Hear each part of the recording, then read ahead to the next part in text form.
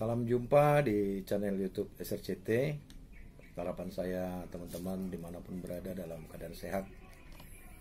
Sesuai anjuran pemerintah, untuk sekarang ini kita diminta untuk stay at home, beraktivitas dari rumah saja. Begitu juga SRCT untuk sementara waktu menunda penyuluhan-penyuluhan secara langsung hingga nanti berlalunya pandemi COVID-19 ini.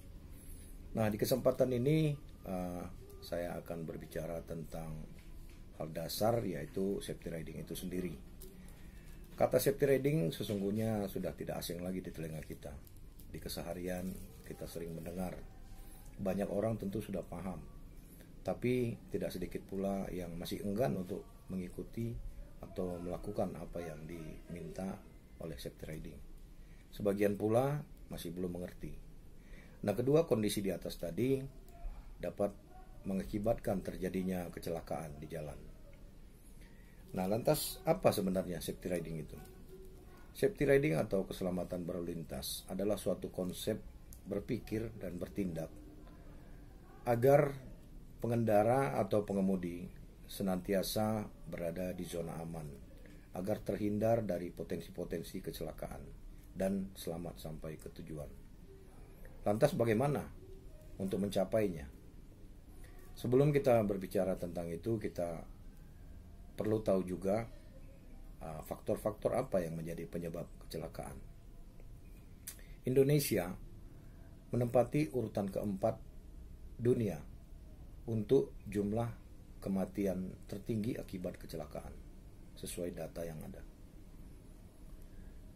90 jiwa atau 3-4 jiwa per jam, 90 jiwa per hari meninggal akibat kecelakaan di jalan raya. Situasi yang buruk ini kemudian membuat WHO melalui PBB menerbitkan sebuah resolusi nomor 65 tahun nomor 65 strip 255 tahun 2010 tentang Decade of Action for Road Safety. Lantas ditindaklanjuti oleh pemerintah Indonesia pada zaman Pak SBY dengan menerbitkan Inpres nomor 4 tahun 2013, di mana melibatkan 12 kementerian, gubernur, wali kota, dan bupati. Namun sejauh mana Inpres ini sudah berhasil menekan angka kecelakaan? Itu dapat kita bahas di kesempatan lain. Kali ini kita bicara tentang safety riding-nya dulu. Nah, faktor-faktor penyebab kecelakaan. Pertama adalah faktor manusia. Yang kedua, faktor kendaraan. Yang ketiga, faktor lingkungan dan jalan. Dan yang keempat, faktor tambahan, faktor busana. Ini khusus untuk sepeda motor. Nah, faktor yang pertama, manusia. Berdasarkan data dari Korlantas Polri, 65,67% penyebab kecelakaan itu adalah manusia.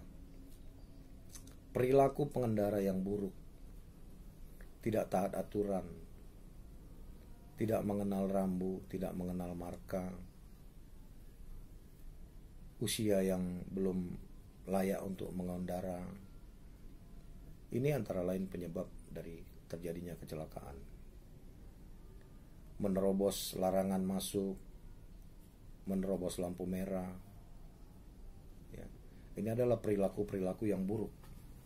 Berkendara melebihi kecepatan yang diizinkan. Kita tahu bahwa kecepatan berkendara itu ada aturannya dalam Undang-Undang Lalu Lintas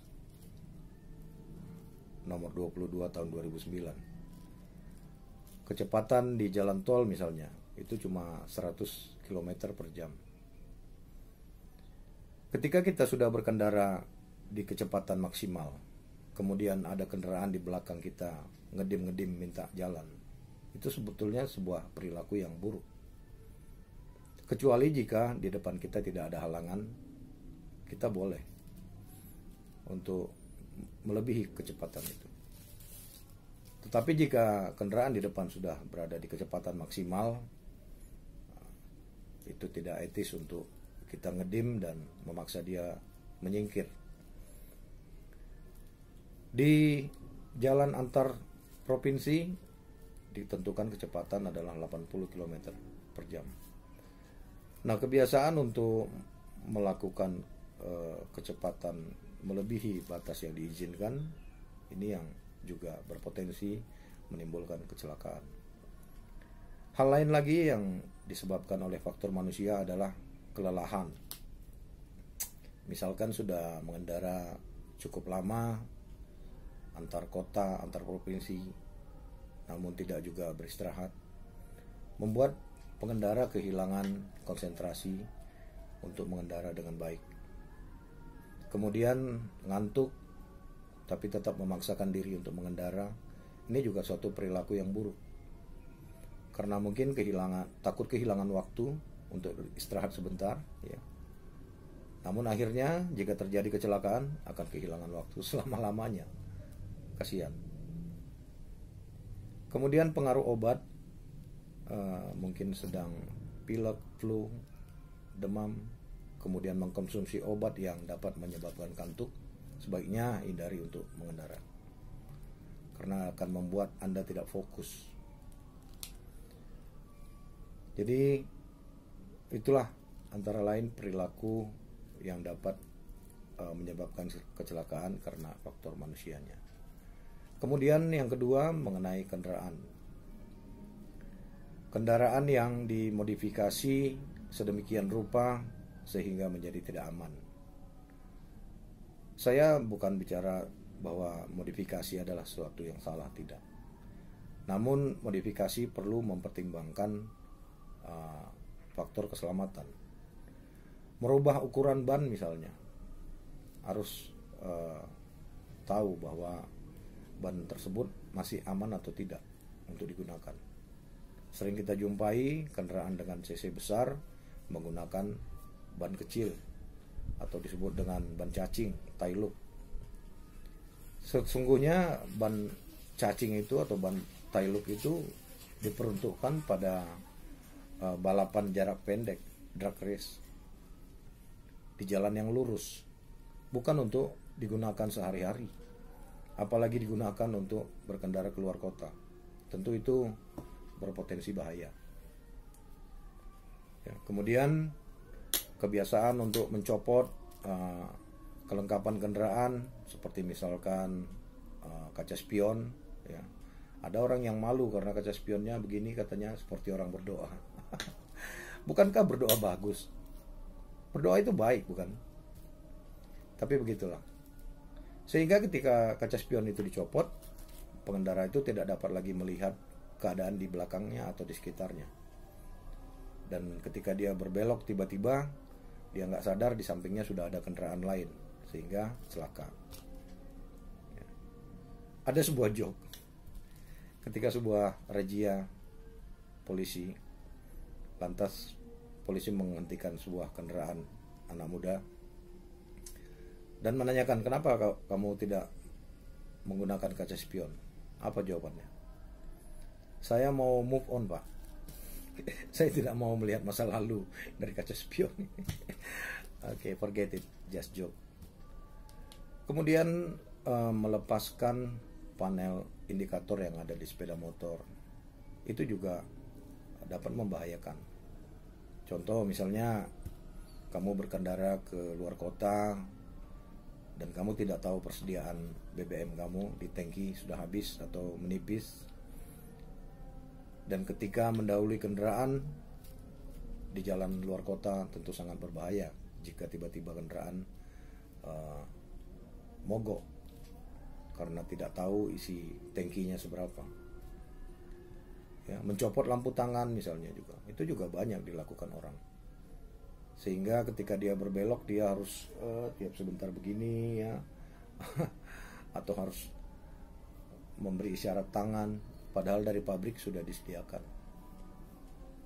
Kendaraan yang dirilis ke pasaran itu semuanya sudah melalui atau sudah lolos uji coba kelayakan keselamatan. Namun kita banyak yang lebih pintar kemudian dirubah-rubah.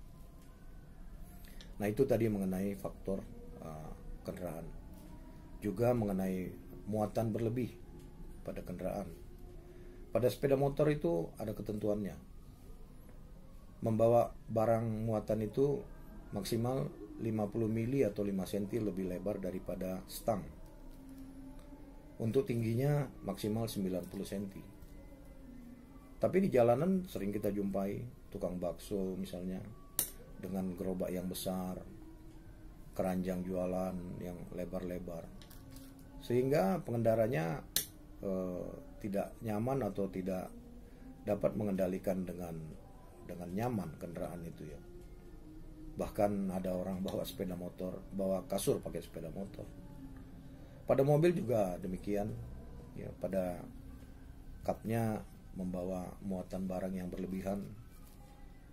Hal ini tentu mempengaruhi kestabilan atau keseimbangan kendaraan. Akan lebih mudah diterpa angin sehingga pengendalian menjadi lebih sulit. Pada kendaraan pengangkut juga misalnya pickup, truk, banyak yang mengangkut barang berlebihan. Pernah terjadi kasus di Jakarta, kendaraan truk yang membawa tanah terguling dan menimpa sebuah mobil ketika bannya pecah. Muatan berlebih tentu memang menambah beban kepada ban. Ban itu sudah diatur daya pikulnya berapa. Muatan berlebih juga mempengaruhi jarak pengereman. Jarak pengereman menjadi lebih jauh. Nah, itu semua membahayakan. Faktor yang ketiga adalah jalan dan lingkungan. Ya, ada jalan yang berlubang-lubang, jalan yang berpasir, jalan yang berminyak, jalan yang berdebu, cuaca yang ekstrim, terlalu panas, terlalu dingin. Ketika kita belum pernah melintasi atau melalui jalan itu berpotensi membuat kita celaka. Apalagi jika berkecepatan tinggi. Tapi kalau kita sudah biasa melintasi, mungkin akan lebih mudah mengendalikan kendaraan kita di sana. Faktor yang keempat adalah faktor busana. Yang dimaksud busana di sini misalnya mantel hujan, ya, yang model lebar itu seringkali pada kendaraan sepeda motor sport dan bebek, dia ketika tertiup angin lantas masuk ke dalam rantai dan gear, lantas orang yang mengenakannya ditarik sehingga terpental ke aspal. Itu sangat membahayakan. Jadi bukan mantel tersebut tidak boleh digunakan. Ya, boleh digunakan, tapi harus memperhatikan ya, sisa mantel tersebut jangan sampai masuk ke rantai. Ya, mungkin lebih aman menggunakan mantel jenis lain ya, yang baju dan celana gitu. Juga busana yang dikenakan wanita sering kejadian ya, wanita yang dibonceng dengan rok panjang atau busana yang panjang, gaun yang panjang, kemudian gaunnya itu masuk ke dalam rantai, tergulung oleh gear, orangnya terpental ke aspal ya, ada yang sampai meninggal. Nah, inilah faktor keempat. Ada lagi faktor busana ini, yaitu menggunakan busana yang tidak layak. Nah, busana yang tidak layak ini tidak mencelakakan orang yang menggunakan, tapi bisa mencelakakan orang yang ngikutin di belakangnya. Saking keasikan melihat yang nggak pantas tadi, lantas jadi nggak fokus. Nah, itulah faktor-faktor penyebab kecelakaan. Lantas apa yang perlu dilakukan agar kita senantiasa safety di dalam mengendara? Ada orang berpikir bahwa safety riding itu berarti kita harus berjalannya selalu di tepi dengan kecepatan rendah. Oh, tidak. Safety riding tidak pernah menghalangi orang untuk berkecepatan tinggi. Sejauh orang itu mematuhi aturan batas kecepatan, ada kecakapan dalam mengendara kendaraan, dan kendaraannya dalam keadaan yang baik ya. Kemudian dia senantiasa fokus, waspada, reaksinya cepat, ya, tentu tidak masalah, it's okay. Bukan berarti safety riding harus berjalan pelan-pelan, tidak. Tetapi safety riding mengajarkan orang untuk tertib kepada aturan dan fokus di dalam mengendara. Lantas yang harus dilakukan adalah pertama dari manusianya. Jika kita akan berkendara, terlebih jika keluar kota, kita harus menyiapkan fisik yang prima. Jangan dalam keadaan yang kelelahan kita memaksakan diri untuk mengendara. Jangan pula dalam keadaan yang mengantuk kita terus memaksakan diri untuk tetap nyetir. Luangkan waktu sebentar untuk istirahat sehingga keadaan menjadi fresh kembali, menjadi segar. Karena fisik kita itu ada jam biologisnya, ada saatnya kita menjadi lelah. Lantas yang dianjurkan adalah 2-3 jam setelah mengendara sebaiknya kita ambil waktu istirahat untuk relaksasi sebentar, baru dilanjutkan kembali. Ya. Kemudian pada saat berkendara kita harus fokus, tidak terganggu dengan pikiran kita yang sedang kusut, ya, tidak bermain handphone, tidak mendengarkan musik yang terlalu keras, ya, semacam itu. Nah, jika fisik sudah sehat, kemudian kendaraannya juga harus sehat. Lakukan pemeriksaan kendaraan secara berkala, ya, mobil diservis, sepeda motor juga diservis, ya. Periksa olinya, periksa tekanan angin ban. Angin yang tidak tepat akan mengurangi traksi antara ban dengan aspal, sehingga pada saat pengereman itu berbahaya. Begitu juga kembang atau bunga dari ban itu. Jika bannya sudah gundul, maka jarak pengeremannya akan menjadi panjang. Dan hati-hati bahwa ban yang gundul bisa kena tilang juga. Ya, ada aturannya itu. Kedalaman minimal dari alur ban itu minimal 1 mili. Jika sudah kurang daripada itu udah bisa dikenai tilang. Kemudian periksa kelistrikan kendaraan, semua lampu berfungsi baik, klakson berfungsi.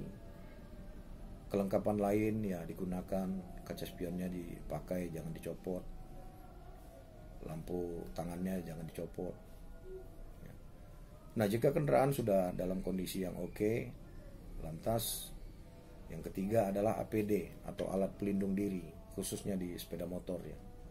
Menggunakan helm itu wajib. Jika perjalanan jauh, ya sebaiknya menggunakan jaket tebal atau jaket kulit atau jaket jeans. Menggunakan celana panjang kalau boleh dari jeans. Kemudian menggunakan sepatu, sarung tangan, sehingga jika terjadi kecelakaan yang tak diharapkan, alat pelindung diri yang tadi dikenakan itu akan mengurangi faktor risiko cedera. Menggunakan helm juga harus digunakan dengan benar, ya, harus diklik sampai bunyi, dikancing. Jika tidak, percuma saja. Helm akan terlepas pada saat terbentur dan kepala bisa terkena langsung kepada aspal. Ya, selebihnya adalah tentu membawa kelengkapan surat-surat kendaraan, surat izin mengemudi untuk menandakan bahwa Anda memang mempunyai hak atau kompetensi untuk mengemudi. Ya. Sering juga kita jumpai di jalan anak-anak yang masih di bawah umur mengendarai sepeda motor. Ya, ini sangat berbahaya. Orang tuanya tentu salah jika memberikan izin kepada anak yang di bawah umur untuk mengendara. Sebab anak itu belum memahami resiko dan dia tidak punya kompetensi di jalan raya, belum ada haknya untuk berada di sana mengendara. Nah, selain surat-surat tadi yang harus dilengkapi, ya, yang tak kalah penting tentu sebagai orang beragama kita harus berdoa sebelum melaksanakan kegiatan, ya, memohon pertolongan Tuhan agar senantiasa selamat dalam perjalanan. Ya, saya kira itu yang bisa saya sampaikan tentang safety riding. Semoga teman-teman semua senantiasa selamat di jalan, mematuhi aturan, dan fokus dalam berkendara. Ya, mari dukung channel YouTube SRCT dengan like, subscribe, dan share jika bermanfaat agar kedepannya senantiasa mendapatkan informasi terbaru dari SRCT. Salam sehat, salam waras.